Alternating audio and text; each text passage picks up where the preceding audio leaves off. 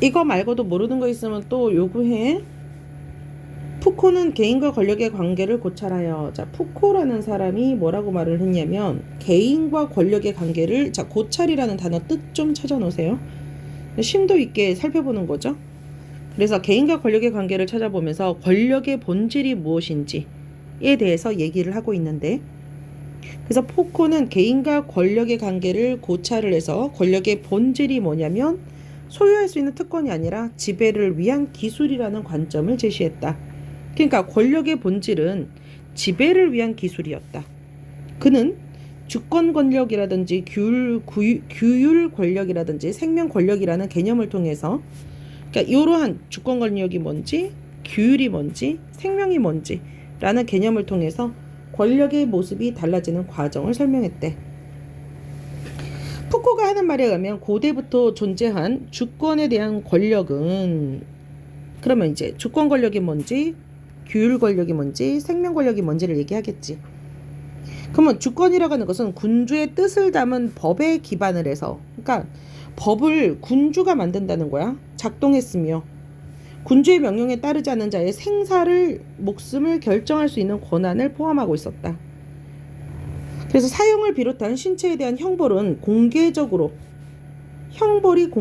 이루어져서 위법자를 처벌하는 그런 기능도 갖고 있지만 군중의 공포를 유발하게 되어서 결국 군주에 대한 복종까지 가능하게 한 거지.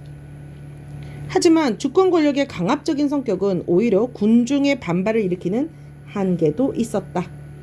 그래서 형벌이 나중에는 비공개적으로 행해지게 되었으며 주권 권력은 점차 무엇으로 바뀌었어? 자, 두 번째, 주권 권력이 뭘로? 규율에 대한 권력으로 대체되었다. 푸코는 16세기 이후 등장한 규율 권력으로 인해 개인이 규율이라는 외부의 통제를 점차 내면화하여 타인의 감시가 없어도, 자, 스스로를 통제하게 되었다고 생각했다. 그러니까 규율, 규범 이런 거를 통해서 스스로를 통제하게 되었다라고 했지. 그래서 그 규율에 대한 권력은 인간의 정신과 신체를 길들여서 유순하고 생산력이 뛰어난 개인을 만들어냈으며 감옥이라든지 학교라든지 군대 등의 사회제도를 통해서 나타날 뿐만 아니라 사회 전체의 그물망처럼 섬세하게 작용하여 개인의 생활 양식 전체를 지배하겠다. 규율은 이 모든 것에 다 규율과 규범과 법칙이 있는 거잖아요. 그래서 지배하게 되었다라는 이 사람의 주장이야. 17세기 이후 근대 국가의 형성과 산업혁명이라는 정치 경제적인 변화가 진행이 되자 인구가 국가 역량의 주요 요소로 부각되었다. 자, 얼마나 인구가 많으냐에 따라서 국가의 힘도 달라졌다는 거지. 따라서 국가가 인간 생명에 관련된 문제에 개입해서, 자, 인간 생명에 관련된 문제에 개입하게 되어서 출생률이라든지 사망률이라든지 수명, 건강상태, 질병 등을 직접 관리하게 되었는데, 푸코는 이렇게 작동하는 권력을, 자, 세 번째 생명 권력이라고 불렀다.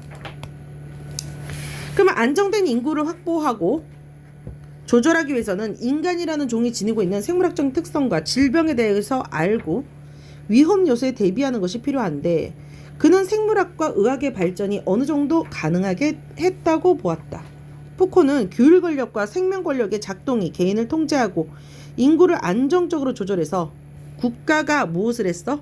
순정적이고 생산적인 노동력을, 자, 확보할 수 있게 했으며, 그리고 순정적이고 생산적인 노동력은 결국 자본주의 발전에 중요한 역할을 하게 되었다.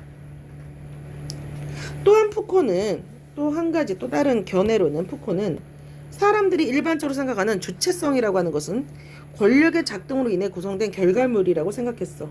즉, 권력이 작동하는 방식이 개인을 최대한 통제하는 방식에서 점차 최소한의 권력만 관여해서 개인의 욕망과 방임을 허용하는 방향으로까지 나아가게 되었고, 그 결과 개인은 스스로를 주체성을 가진 자율적인 존재라고 생각하게 되었다라는 것이다.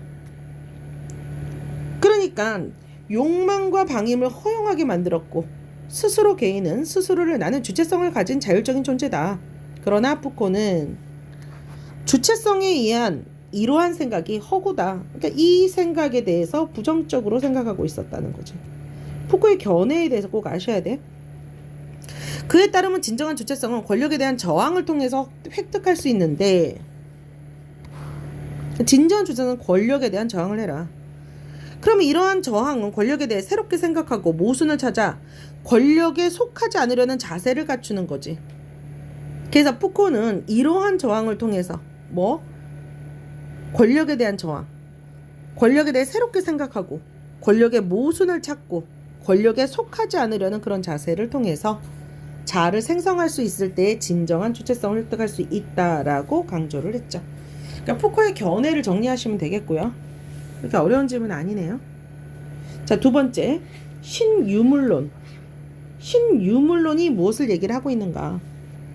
그럼 신유물론은 근대의 서구 철학이 인간의 인식을 우선시하며, 자, 신유물론이 뭐를 얘기했냐면은 근대의 서구 철학은 인간의 인식만을 우선시해서 인간이 포착하지 못하는 수많은 물질을 존재하지 않는 것으로 여기는 오류에 빠졌다고 비판을 했고, 그러니까 물질에 대해서는 비판적으로 보고 있는 것이 인식론자야.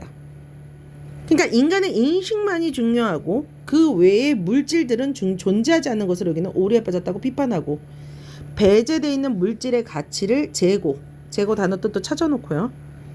그러니까 물질 또한 가치를 가지고 있는데 물질이 중요한 것이 아니라 인간의 인식과 인간만이 중요하다라고 생각하는 것에 대해서 다시 생각해 보아라 라고 합의하는 데서 출발했다. 유물론, 그러니까 물질의 가치. 신유물론자들은 특히 인간과 자연에 대한 인간 중심의 이분법적 사고로 인해 지구에 돌이킬 수 없는 생태의 위기가 일어났다라고 진단을 했어. 그러니까 인간과 자연에 대해서 인간의 인식만이 중요하니까 자연은 사용하는 대상이 된 거지. 그러니까 그게 인간 중심으로 두 개로 나누는 거, 인간과 자연 두 개로 나누는 거, 그리고 인간이 우월하다고 생각하는 거, 그렇게 생각함으로 인해서 지구에 생태의 위기가 일어났다. 원인과 결과. 또한 푸코의 생명에 대한 권력이 인간 생명에 대해서 한정되어 해석되고로 봐서 인간 이외의 생명으로도 확대하고자 시도했던 게 신유물론의 입장인 거야. 라투르는 인간에 대한 이분적 사고에서 벗어나고 싶었지? 그러면 라투르는 신유물론자가 되겠네. 그는 동식물과 미생물 등 인간 이외의 다양한 존재를 비인간이라고 말을 하며 이들도 과학기술의 발전에 역동적인 역할을 해왔다는 점을 강조했어. 그러니까 라투르는 인간 말고 인간 외에 있는 인간이 아닌 비인간, 인간 외에 있는 이 비인간 역시도 중대한 역할을 했다. 그전에는 인간과 비인간을 했을 때 인간만이 중요하다라고 했는데 비인간은 동식물 그리고 미생물 얘네들도 중요하다. 그는 비인간 역시 행위성을 지닌 행위자임에도 인간이 이들을 수동적인 개체로 보고 그 역할을 인정하지 않아 인류세를 초래했다고 봤다. 그럼 인류세란 뭐냐? 인간들의 활동이 기후변화, 생물종의 다양성 상실 등의 위기를 초래했음을 부각하기 위해 제한된 지질학적 시기의 명칭. 인류세는 인간이 지구의 위기를 만들어 왔다 이렇게 된다는 거지. 라투르는 인간이 인간의 세를 극복하기 위해서는 우리가 경험하는 세계가 인간과 비인간이란 동등한 행위자가 만든 수평적 연결랑이며, 그러니까 인간과 비인간은 동등하다. 요건 이제 동등하다라는 기호로 보셔야 돼요. 동등한 존재다. 같다라는 게 동등하다. 그게 수평적으로 같은 존재라고 받아서 인간의 존재는 수많은 행위자들 중에 하나에 불과하다는 점을 인정해야 된다. 우리도 지구에 같이 살고 있는 존재다 라고 봐야 된다는 거죠. 헤로웨이 역시 그랬으니까 얘도 신유물론자죠. 생태를 바라보는 인간 중심의 이분법적 사고에서 벗어나려고 했고, 그는 인간과 비인간 모두를 반려종이다라는 이름을 얘기했어요. 이번에는 반려종, 그러니까 공생관계, 반려종인과의 공생관계. 그러니까 이 시기를 살고 있는 우리 모든 동물과 미생물과 공생을 해야 된다. 인간이 축산동물이나 시동동물의 삶과 죽음을 자신의 필요에 따라 결정하는 것처럼 인간이 다른 존재를 통제하려는 태도에서 벗어나서 인간 이의 존재를 인간과 공세하는 반려종으로 인정하고 존중해야 한다고 보았어.